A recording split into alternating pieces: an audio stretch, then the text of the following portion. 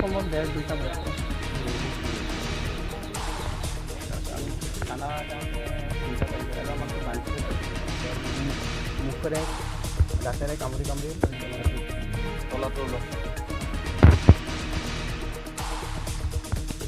এইটো মানে কালি ৰাতি প্ৰায় খুব অনুমানিক আৰু 2টা বা 1:30মান বজাত হঠাতে 4-5জন মানুহ আহি আমাৰ বিচনাতে আহি এটেক কৰিছে। চাবি বিচাৰিছে, চাবিও আমি গম নাপাওঁ ক'ত ক'ত আছে, পাহৰি গ'লোঁ, নাৰ্ভাছ হৈ গ'লোঁ মানুহকেইটাই।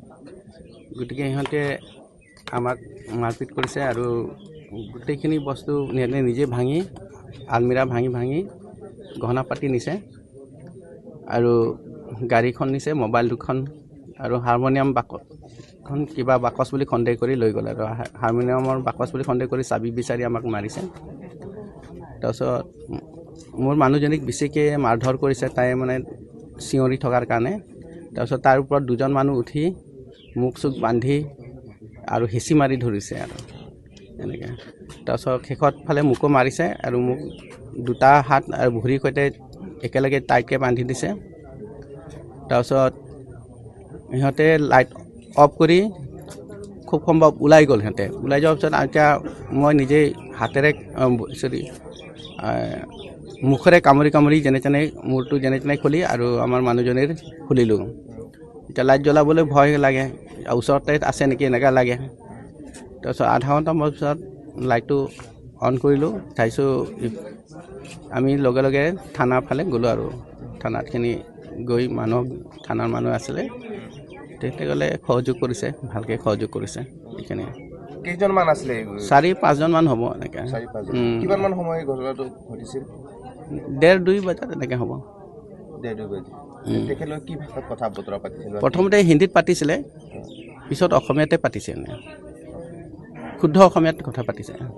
কি বস্তু আপোনাৰ পৰা নিছে বিশেষকৈ? মোবাইল 2খন, গাড়ীখন নিলে। কি গাড়ী আছিলে? চুইফ্ট। তাৰপিছত আপোনাৰ গহনা পাতি নিছে, তাৰ ডিঙিত চেইন আছিলে, চেইনডালো নিলে, এইবিলাক নিলে।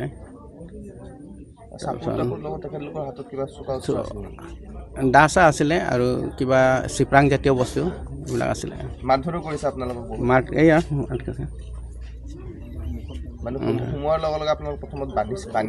বান্ধি থৈছে। প্ৰথমতে চাবি বিচাৰিছিলে, চাবিটো দিব নোৱাৰিলোঁ, ক'ত আছে, নাৰ্ভাছ হৈ গ'লোঁ না, তেতিয়া মাৰপিট কৰিছে বেছি। সন্দেহ কৰিছোঁ মানে অলপ তেনেকৈ।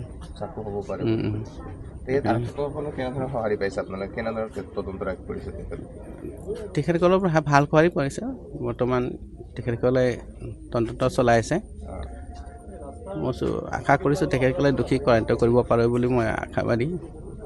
আৰু মোৰ এইকাৰণে দুখ লাগিছে, মই দুখীয়া ল'ৰা ছোৱালীক বহুত পঢ়ালোঁ, পইচা নোলোৱাকৈ,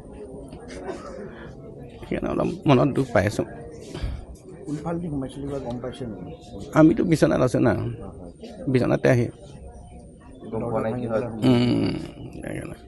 কিন্তু দৰ্জাটো ভাঙা আছে। আপোনাৰ ল'ৰা ছোৱালী ইয়াত নাথাকে নেকি? ছোৱালী নাথাকে, বাহিৰত থাকে 2জনেও।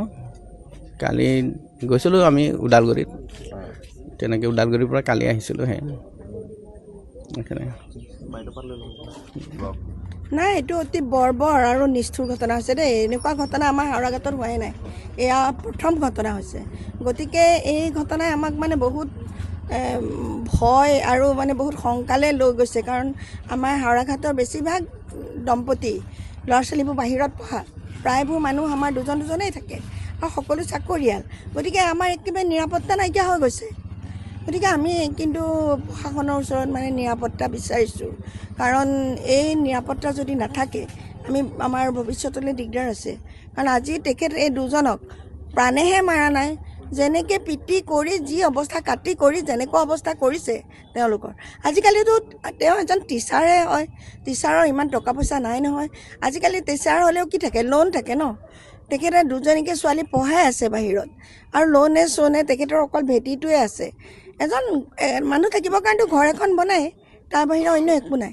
গতিকে বাহিৰৰ পৰা ৰং চং দেখি তেওঁলোকে যদি এই কামটো কৰিছে, মই আচলতে প্ৰশাসনক অনুৰোধ জনাম যে আপোনালোকে পেট্ৰলিঙৰ ব্যৱস্থা কৰক আৰু লগতে আমাৰ যি ৰাস্তা সেই ৰাস্তাত CC কেমেৰাৰ ব্যৱস্থা কৰক। লগতে মিউনিচিপালিটিকো ক'ম যে আপোনালোকে CC কেমেৰাৰ ব্যৱস্থা কৰক, কাৰণ হাওৰাঘাটবাসী কিন্তু বহুত শান্তিত আছিলে। গতিকে আমি নিৰাপত্তা বিচাৰোঁ। আৰু এই দুজন মানুহ আজি ভাগ্য ভাল, প্ৰাণে মাৰি নগ'ল, কিন্তু যি মানে অভিসন্ধি আছিলে তেওঁলোকক প্ৰাণে মৰা অভিসন্ধি আছিলে। গতিকে সেই দুজনী ছোৱালী আজি কি হ'লহেঁতেন অৱস্থা। এনেকৈ আমাৰ হাওৰাঘাটৰ প্ৰায় মানুহৰ ল'ৰা ছোৱালীও কম আমাৰ, আৰু মানুহবিলাক অকলে থাকে। গতিকে বহুত ভয়ৰ কথা হৈ গৈছে, মানুহৰ এতিয়া টোপনি সৰিব। গতিকে আপোনালোকক মই এই চেনেলৰ দ্বাৰাই মানে অনুৰোধ জনাইছোঁ, আমাৰ হাওৰাঘাট পৌৰসভা লগতে পুলিচ প্ৰশাসনক জনাইছোঁ যে আপোনালোকে পেট্ৰলিঙৰ ব্যৱস্থা কৰক।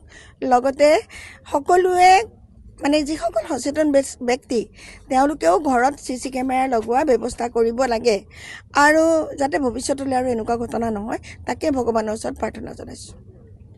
ভুক্তভোগী পৰিয়াললৈ সমবেদনা জ্ঞাপন কৰিছোঁ।